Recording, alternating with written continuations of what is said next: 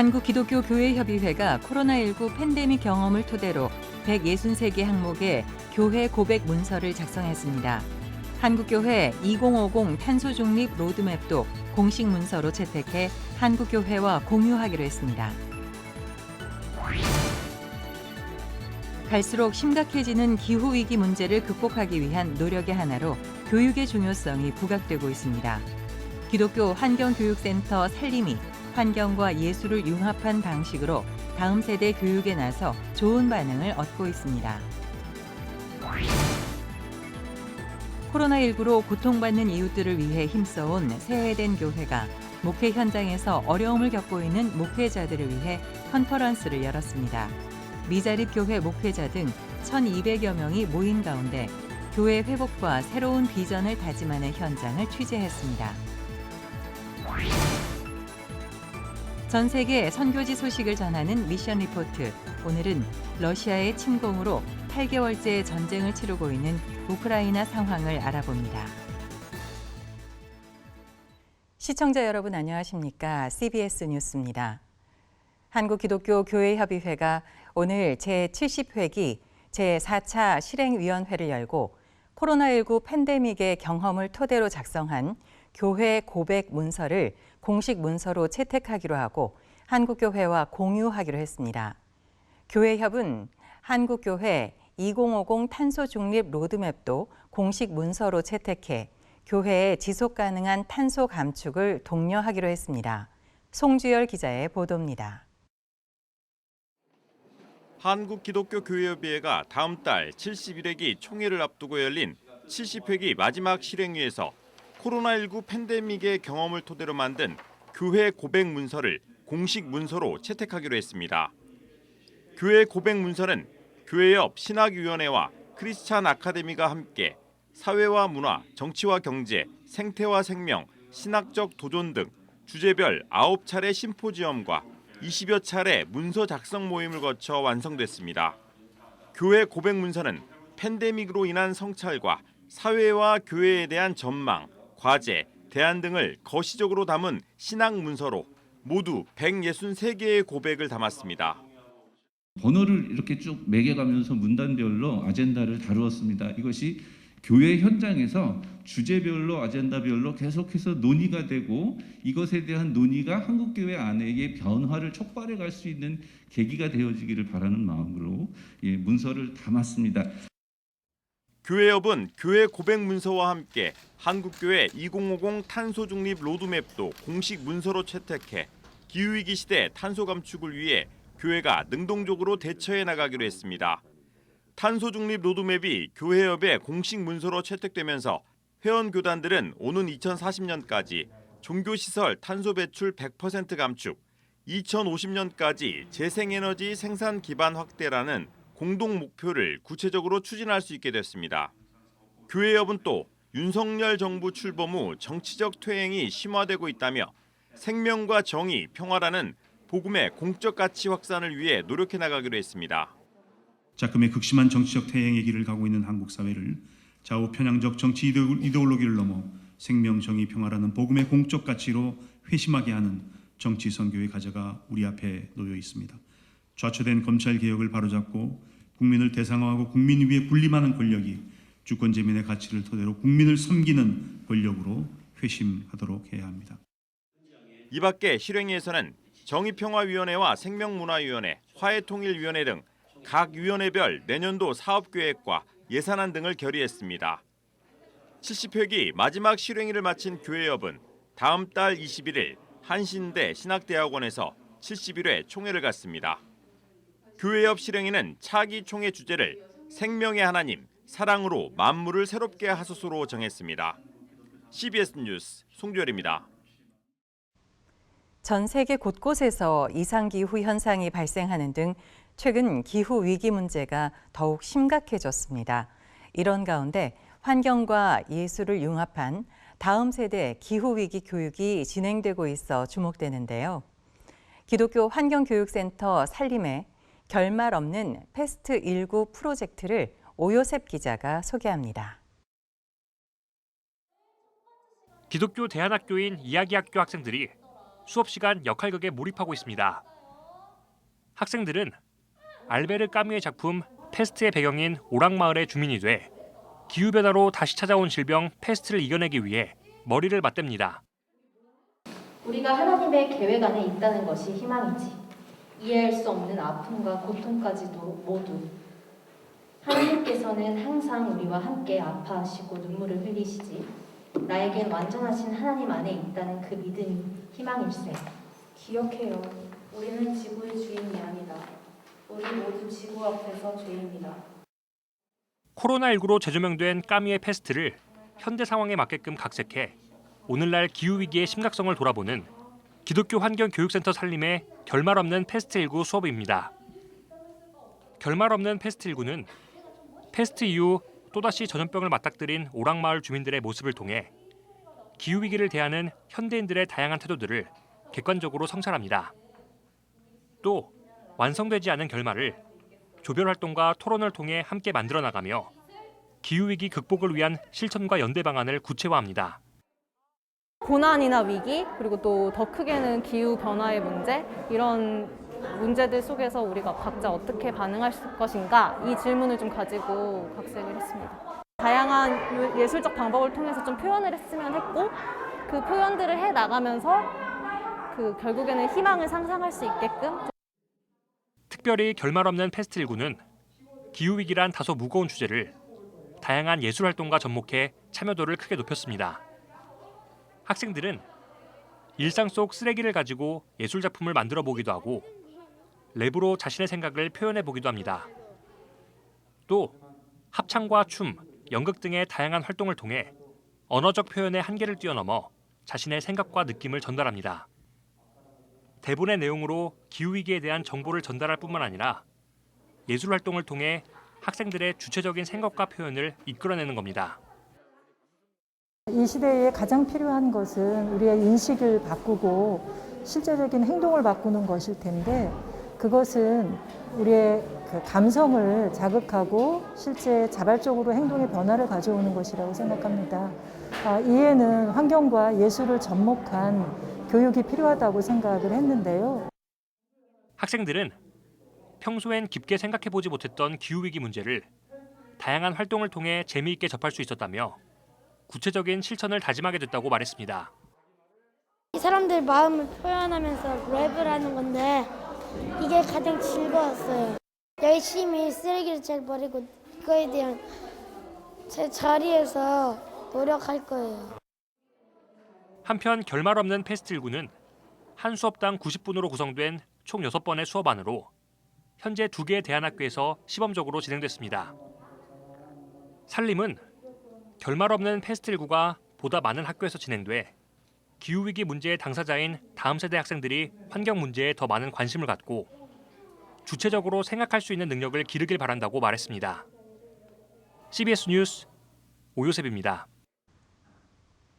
코로나19로 고통받는 이웃들을 위해 허들링 처치를 선언했던 세해된 교회가 이번에는 코로나19 장기화로 위기에 빠진 교회 생태계 회복에 나섰습니다. 세해된 교회는 오늘 전국에서 1,200여 명의 목회자들이 참석한 가운데 목회 리스타트 컨퍼런스를 개최했습니다. 이승규 기자의 보도입니다. 세해된 교회는 지난해 코로나19로 농산물 판매가 부진한 농가 지원을 위해 교회 장터를 여러 차례 열었습니다. 지역 상권 활성화를 위한 선한 소통 상품권 발행은 전국적으로 화제가 되기도 했습니다. 세해된 교회가 교회 입구에 마련한 메디컬 처치는 코로나19로 고통받는 교인들에게는 심리적 위안을 제공했고 지역사회에는 방역에 책임을 다하는 교회의 모습을 보여줬습니다. 코로나19 팬데믹 기간 허들링 처치 역할을 자처했던 세해된 교회가 엔데믹 시대 교회 세움을 위한 교회 4.0 비전을 제시했습니다. 교회 세움 프로젝트 일환으로 진행된 목회자 대상 컨퍼런스는 미자립교회 목회자 500명을 포함해 전국에서 1,200여 명이 참석했습니다. 소강석 목사는 기조발제에서 팬데믹 시기를 회고해보면 방역 과정에서 공교회적 아쉬움은 있지만 교회를 회복하고 세우는 일에 간절함을 갖고 엔데믹 시대를 준비하자고 강조했습니다. 그 핑계보다 중요한 게 얼마나 간절함을 가졌느냐, 얼마나 하나님을 향한 간절함, 교인들을 향한 간절함, 예배를 향한 간절함, 또 우리 성도들의 영혼을 향한 간절함, 그 간절함이 있을 때 여러분 그 모든 위기와 역경을 돌파할 수 있는 창의력이 생긴다는 거예요. 소강성 목사가 제시한 교회 4.0의 핵심은 미래 사회에는 종교가 사라질 것이라는 비관론을 뛰어넘어 지역사회와 함께하고 사회에 희망을 줄 수 있는 사도행전적 원형교회를 회복하자는 데 있습니다. 이 복음만 우리가 잘 붙들고 생명을 자본으로 하고 정말 우리가 생명을 붙잡고 생명이 가득한 교회를 이루면 우리는 목회 전성시대를 이룰 수 있다는 것입니다. 새해된 교회는 이번 컨퍼런스에서 7번의 주제 강의를 통해 코로나 팬데믹을 극복한 교회 사역 노하우를 공개했습니다. 특히 지역사회의 특성을 반영해 세분화한 교구별 사역과 병원 같은 교회, 더 이상 미룰 수 없는 다음 세대 전도 사례 등을 나눠 참석자들의 큰 호응을 얻었습니다. 그 지역과 특색에 맞는 또 세대별을 구분을 해서 단기, 중기, 장기의 사역을 계획하고 그 특성에 맞는 소그룹 모임을 이번에 다들 형성을 했어요. 달란트가 있는 많은 분들을 섭외해서 원데이 클래스라든지 이런 모임들을 만들어서 소통할 수 있는 공간 시대를 만들어주고 있습니다. 교회 생태계 회복을 위한 교회 세움 프로젝트 일환으로 진행된 목회 리스타트 컨퍼런스에서는 미자립교회 목회자 500명에게 격려금을 전달하기도 했습니다. CBS 뉴스 이승규입니다. 기독교 대한감리회 총회재판위원회가 성소수자 축복기도를 한 이동환 목사에 대한 정직 2년 처분이 정당하다는 판결을 내렸습니다. 감리교 재판위원회는 오늘 이동환 목사에 대한 항소심 선고 공판을 열고 이 목사가 제기한 상소를 기각했습니다. 재판위는 감리회 교리상 성소수자 앞에서 성의를 입고 기도하는 것은 그들의 행위를 옹호하고 찬성하거나 동조하는 측면이 존재한다고 기각 이유를 설명했습니다. 이에 대해 이동환 목사는 감리회는 재판 과정을 통해 스스로 얼마나 차별적이고 전근대적인 인식에 사로잡힌 집단인지 보여줬다며 감리회 구성원으로서 심히 부끄럽고 서글프다고 말했습니다. 전 세계 선교지 소식을 전하는 미션 리포트. 오늘은 러시아의 침공으로 8개월째 전쟁을 치르고 있는 우크라이나로 가봅니다. 우크라이나는 다가오는 겨울을 앞두고 지속적인 관심과 지원이 절실한 상황인데요. 최근 열린 우크라이나 인도적 지원을 위한 연합 포럼에서 우크라이나 박정수 선교사가 전한 현지 소식을 요약해서 전해드립니다. 우크라이나의 전 국민의 3분의 1에 해당하는 1,300명 이상의 사람들이 자기 집을 떠나 피난민 생활에 올랐습니다. 해외로 나간 피난민들도 660만 명이나 추산되고 있으며 이들 중 상당수 피난민은 다시 우크라이나로 돌아오고 있는 실정입니다. 전쟁은 남동쪽에서 진행되고 있는 중이지만 키우를 중심으로 서쪽으로는 대체적으로 평안한 가운데 일상생활을 하고 있습니다. 하지만 물가는 전쟁으로 인한 물량 수급이 원활히 이루어지지 않고 있으며 전 세계적인 불안과 불안한 금융으로 인하여 전쟁 전보다 약 40% 정도 인상된 가격으로 거래가 되고 있습니다. 반면 근로자들이 받는 급료는 우크라이나 화폐의 가치 하락으로 인하여 실질 급료가 약 40% 정도 줄어든 상태입니다.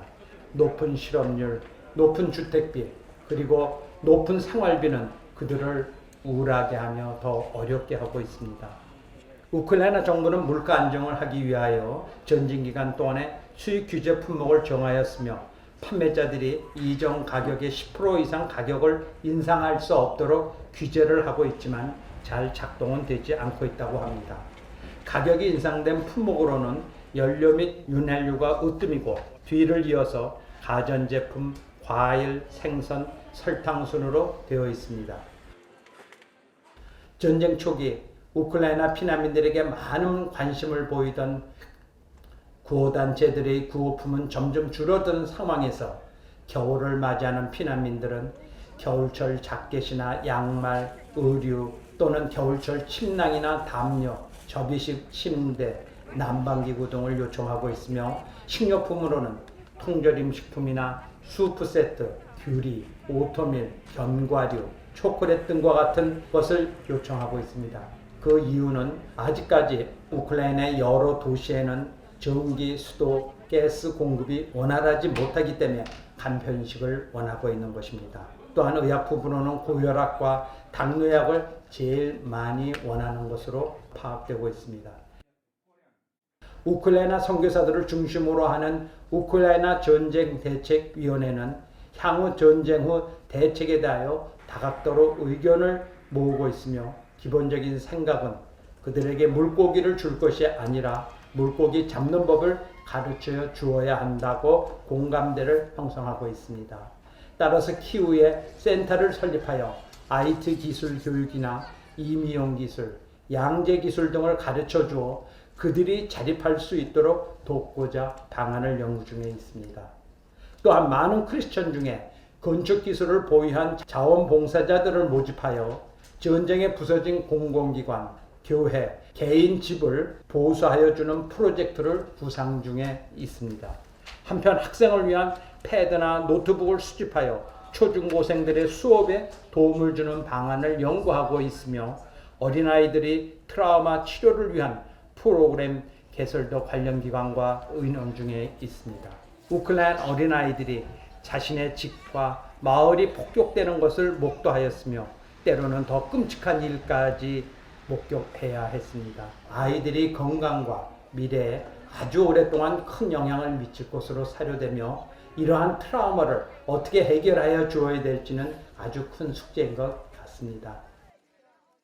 여러분, 지금 우크라이나가 처한 인도적 위기 상황이 그들만의 위기여서는 안 됩니다.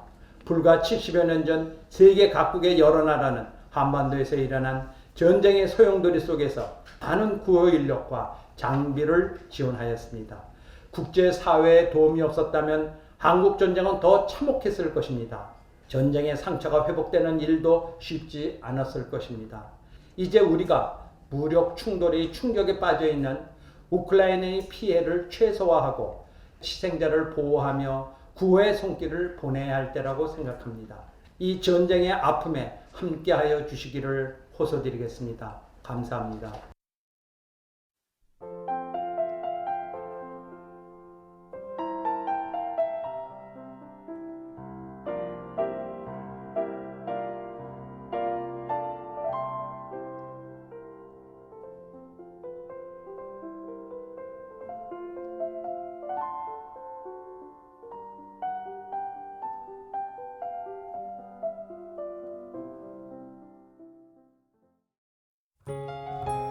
내일은 전국이 대체로 구름이 많은 가운데 남해안을 제외한 대부분 지역에 초미세먼지 농도가 나쁨 수준을 보이겠습니다. 내일 아침 최저 기온은 3도에서 13도, 낮 최고 기온은 18도에서 22도로 예상됩니다. 이상으로 CBS 뉴스를 마칩니다. 시청해 주셔서 감사합니다.